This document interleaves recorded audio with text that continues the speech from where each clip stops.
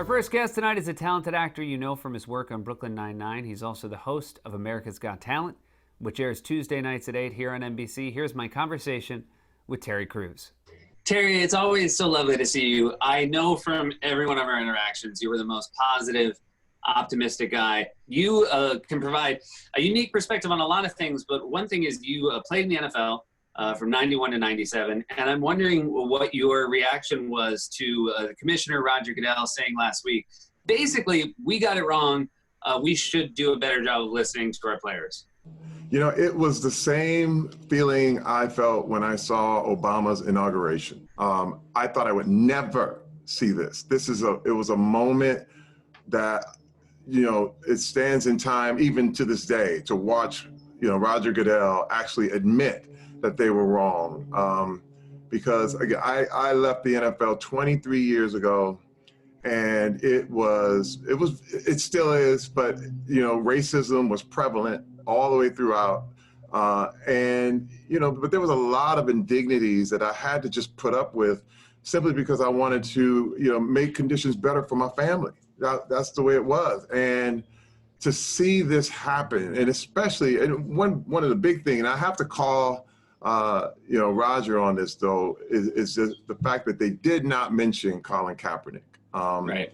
Which is still the most glaring example of racism that the NFL has ever had, and they could correct it. But I'm really, really hoping that Kaepernick gets a chance to show himself on an NFL field, which would really mean healing. It would really take, you know, the NFL seriously on everything they're saying right now.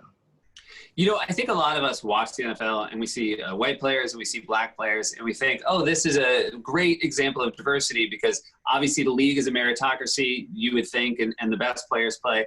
But can you speak a little to how black players were treated different than white players in your years in the league? When we were in the locker room and you were in the training room, basically you had an injury, it was always viewed in regards to the black players that we were faking, that we were trying to get out of work, that we were trying to skip the game and yet get paid anyway.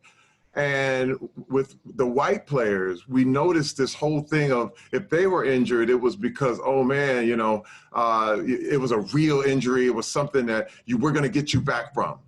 But this was a through line in the league. You know, another thing that happened to me in the NFL is I had a coach. When I was my second year in the league, he decided he wanted to call me Tyrone. And this is a white guy. And I said, no, sir, my name is Terry. He was like, no, I like Tyrone. I'm going to call you Tyrone. And you're talking about this whole mood of, you know, even when we were out there, out on the field, you know, they're walking the line. It felt like a plantation.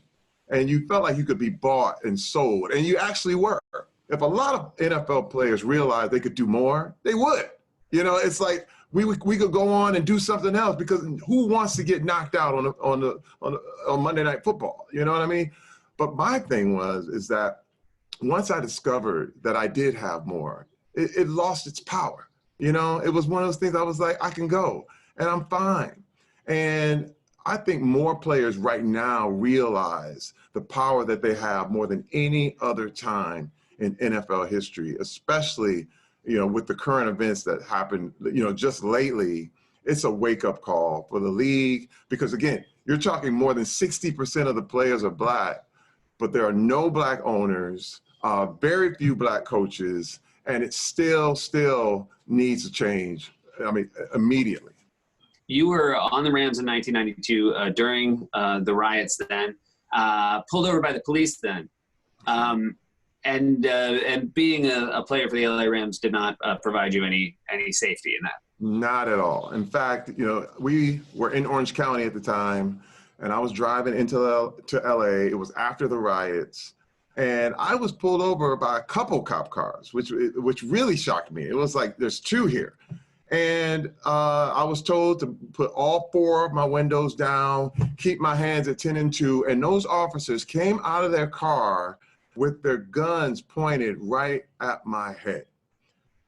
I can't even describe to you how it felt. I mean, you're so flustered. You don't know if you're doing things right or you're doing things wrong. They're barking things through this megaphone about, put your right hand into your pocket, get out your identification, put it out the window. And you're just like, if I make one wrong move, the whole thing is you realize I could die.